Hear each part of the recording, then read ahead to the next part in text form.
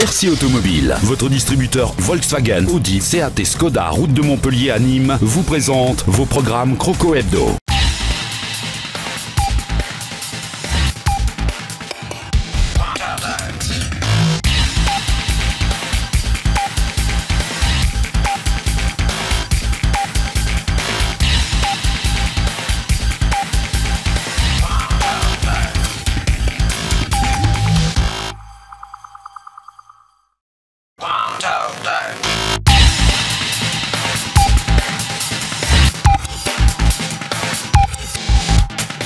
Deux semaines après avoir été défaits à Dijon en Coupe de France, dans quel état d'esprit les footballeurs nîmois vont-ils aborder cette rencontre de la 16e journée de Ligue 2 ? À l'orée de la réception de Dijon, demain soir au Costières, plusieurs doutes demeurent quant à la capacité de l'équipe à pouvoir enrayer une mécanique de la défaite et une réelle volonté du groupe de repartir de l'avant. Malgré les messages de confiance adressés par la présidence du club, personne n'est dupe du côté des supporters. Et un nouvel échec à domicile pourrait bien sceller le sort de Victor Zwenka sur le banc nîmois d'ici à la fin de l'année 2013. Je suis arrivé dans des situations beaucoup plus dramatiques dans certains clubs où ça manquait vraiment de points et je sentais une équipe qui était pas bien sur le plan physique, qui avait des conflits à l'intérieur du groupe. Là aujourd'hui je ne peux pas dire que mon équipe ait des problèmes justement de cet ordre-là. Donc moi tout ce qui est mis en place depuis le début de saison, il y a eu un mauvais passage, c'est sûr. Il y a des joueurs qui n'étaient peut-être pas tout à fait à leur meilleur niveau. Bon, ils reviennent tout doucement. Il y a une concurrence pour moi qui va s'installer encore plus dure parce que bon, jusqu'à présent, c'est vrai, je tenais compte de petits détails qui faisaient qu'il n'y avait pas trop de changements. Mais là maintenant, on est vraiment dos au mur et donc ceux qui seront sur le terrain auront comme consigne de se défoncer pendant 90 minutes. Heureusement que chaque fois qu'il y a 3 défaites ou 4 défaites, on ne remet pas chaque fois tout en cause. Je pense qu'aujourd'hui, c'est vrai, on est tous déçus parce qu'on pensait être dans la première partie du tableau.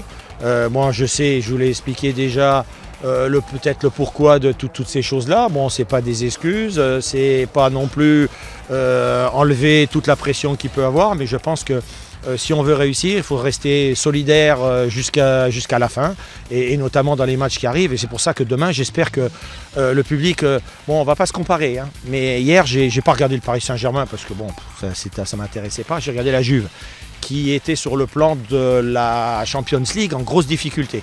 Parce que contre Copenhague, s'il ne gagnait pas ce match, il pouvait éventuellement être éliminé de la Champions League. Et quand on sait que la Juve, c'est quand même la Champions League quelque chose d'important pour eux, j'ai regardé un peu, le stade était plein, le public était à 150%. Quand il y a eu l'hymne de la Juve en début de match, tout le monde avait des frissons, tout le monde chantait. Donc je pense que demain, même s'il n'y a que 5000 personnes, il faut qu'ils comprennent qu'ils viennent pour supporter Nîmes et pas les enfoncer et encourager mes joueurs.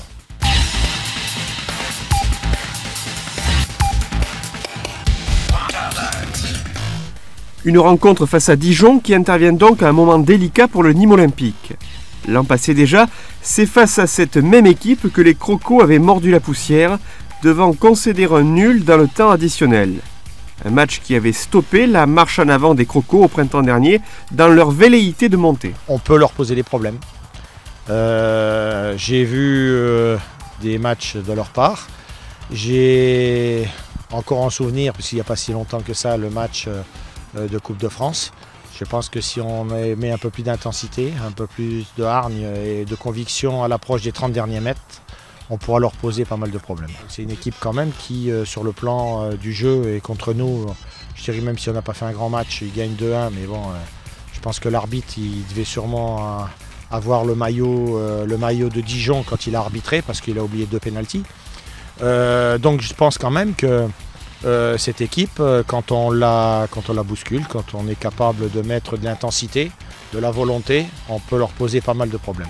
Aujourd'hui, on est dos au mur, donc des gars qui auront des responsabilités, qui n'ont plus le droit de rater un match, donc je pense que c'est le moment idéal pour vaincre une équipe de Dijon qui n'est pas facile à manœuvrer.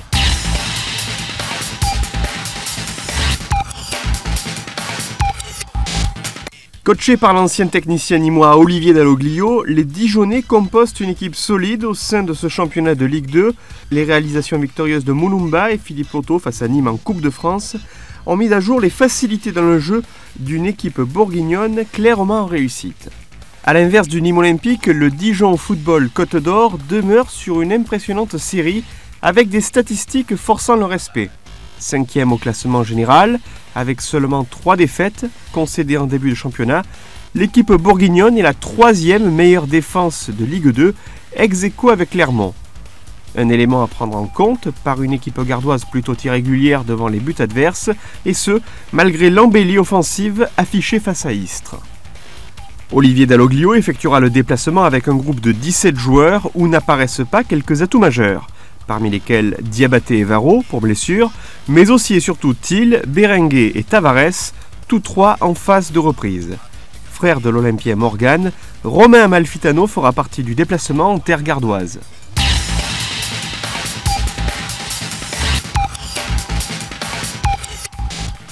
Pour son 4e et dernier match de suspension, loin du banc nîmois, Victor Zwenka a convoqué ce groupe de joueurs, devant également composer avec plusieurs absences et une infirmerie toujours assez bien fréquentée pour des blessures de moyenne importance. Notez que Romain Sartre quitte le groupe pour renforcer la CFA2 aux côtés de Mathieu Robaille et de Komlan Ameou.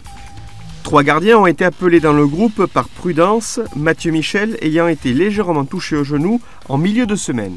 C'est Christian Guillard qui officiera demain soir au sifflet, un arbitre qui avait dirigé 2 matchs des Nîmois la saison passée aux Costières, avec 2 défaites à la clé, face à Caen, puis face à Lens.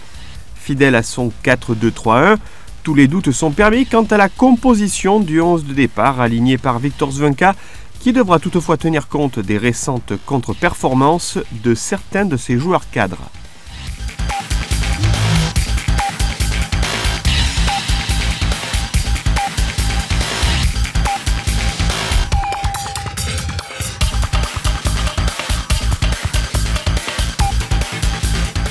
Parmi les autres rencontres de cette 16e journée de Ligue 2, notez le déplacement à haut risque du CA Bastia sur la pelouse de la CR L'Avignon ou encore la réception du SCO d'Angers par des Canets bien désireux d'effacer leur récente déconvenue à la Baie des Champs.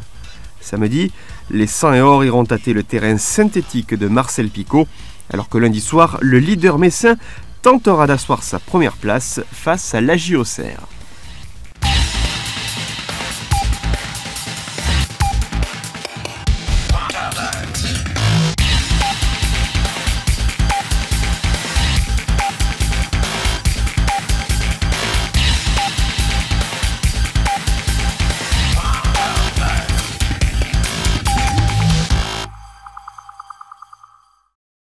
RC Automobile, votre distributeur Volkswagen, Audi, Seat et Skoda, route de Montpellier à Nîmes, vous a présenté vos programmes Croco Hebdo.